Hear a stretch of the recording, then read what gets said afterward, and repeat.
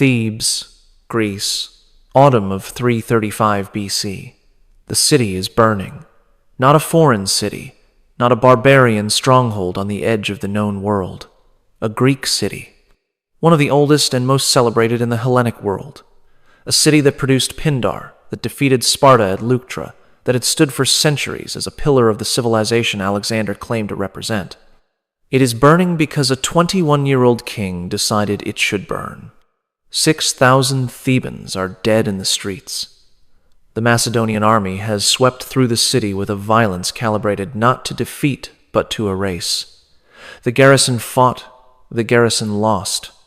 What followed was not the aftermath of a battle, it was the execution of a policy. Alexander had ordered the destruction of Thebes as a message, not to Thebes, which would cease to exist by nightfall, to every other Greek city that might consider the possibility that a 21-year-old boy who had just inherited his murdered father's throne could be defied. 30,000 people are being herded into holding areas outside the walls. Women, children, the elderly, the population that remained after the men of fighting age had been killed in the streets. They are standing in open ground surrounded by Macedonian soldiers, waiting for a process they understand because slavery is not an abstraction in the Greek world. It is an institution. They know what comes next. The sorting, the evaluation, the markets. In a house in the upper quarter of the city, a woman named Timoclea is standing over a well in her courtyard. Minutes earlier, a Thracian cavalry officer serving under Alexander had broken into her home. He had assaulted her. When he was finished, still breathing heavily, he demanded to know where she kept her valuables. Gold, silver, whatever a noble woman of Thebes would possess. Timoclea told him she had thrown everything into the well when the city fell. The officer leaned over the edge to look. Timoclea placed both hands on his back and pushed. He fell. When he hit the bottom, she dropped stones on him until the sounds he was making stopped. She was arrested by soldiers who found her standing beside the well. She was brought before Alexander in chains. He asked who she was. She told him she was the sister of Theagenes, the general who had fought Alexander's father Philip at the Battle of Cheronea. She said it without apology, without fear, or at least without the kind of fear that shows.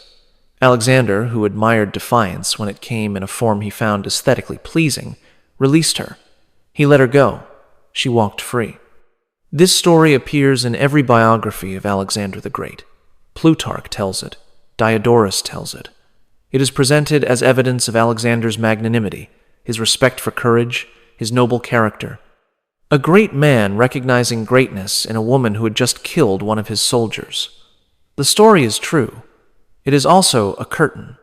Because behind Timoclea, behind the dramatic scene that the ancient historians preserve because it flattered the man they were writing about, stood 30,000 women and children who did not push their attackers into wells, who did not have wells, who did not get an audience with the king, who stood in the holding areas outside the burning city and waited to be sold. Their story is not in Plutarch. It is not in the biographies that shaped how the Western world learned about Alexander for 23 centuries. Their story is the one this video tells. Alexander the Great. The name itself is a conclusion disguised as an introduction. Great. The word has been attached to him for 23 centuries, applied so automatically that it functions less as a judgment than as a label. Alexander the Great, the way you say Julius Caesar or Genghis Khan. A name that has absorbed its adjective until the two are inseparable, and the question of whether the adjective is deserved has been buried beneath the weight of repetition. You learned about him in school. The student of Aristotle, the military genius who never lost a battle, the young king who conquered the Persian Empire, reached India, and wept because there were no more worlds to conquer. The statues with the perfect hair swept back from the forehead and the gaze tilted upward toward a horizon that only he could see. The man who spread Greek civilization across the known world and created the Hellenistic age that shaped Western culture for centuries. That version is not false. It is incomplete in a way that functions as a lie. The ancient sources that constructed Alexander's image were written by men who admired him. Arrian, a Greek historian writing 4 centuries after Alexander's death, based his account on the memoirs of Ptolemy, one of Alexander's generals, a man with every reason to present his former commander in the best possible light. Plutarch wrote a biography that was explicitly a study in moral character, selecting episodes that illustrated virtues and minimizing those that did not. Diodorus and Curtius provided more critical accounts, but still operated within a tradition that treated Alexander as a figure of admiration whose excesses were regrettable departures from an otherwise noble character. The language these historians used when describing the destruction of cities tells you everything about whose perspective shaped the narrative. The city was taken. The inhabitants were sold. Passive constructions that distance the reader from the actor and the action. A city does not take itself. Inhabitants do not sell themselves. Alexander took the city. Alexander's soldiers seized the inhabitants. Alexander's officers organized the auctions where women and children stood on platforms while buyers assessed their teeth and their muscle tone and their age and decided what price to offer for a human being.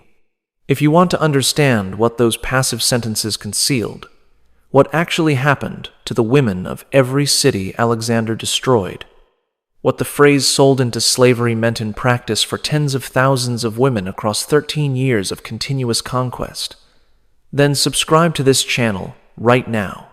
Hit that subscribe button, because what I am about to reveal is the story that 23 centuries of admiration was specifically constructed to prevent you from hearing. Stay to the end, because the final chapter of Alexander's campaign involved a decision that killed thousands of women and children for no strategic reason at all.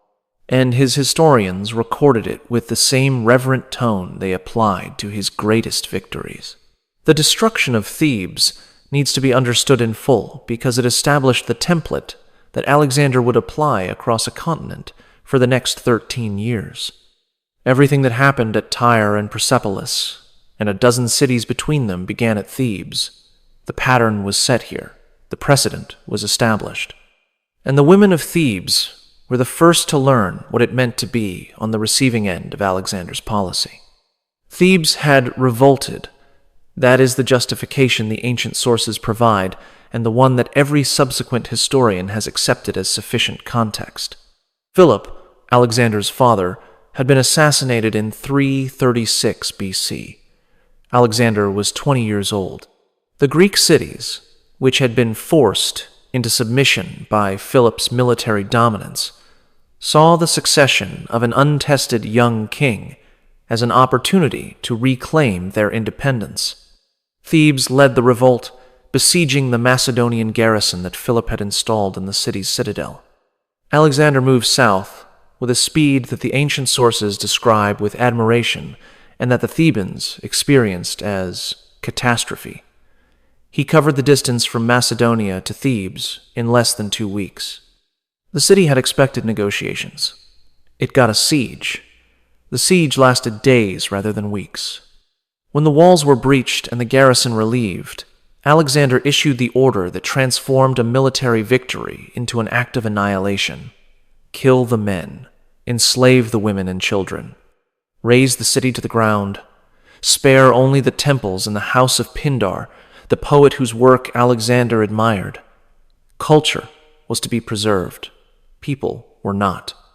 Diodorus records 6,000 killed in the fighting and its immediate aftermath, 30,000 enslaved. The numbers are large enough that the mind resists processing them as individual human experiences, which is exactly how the ancient historians intended them to function. A number is an abstraction. 30,000 is a statistic. But 30,000 means 30,000 individual moments of capture. 30,000 women and children pulled from homes, from hiding places, from the arms of people trying to protect them.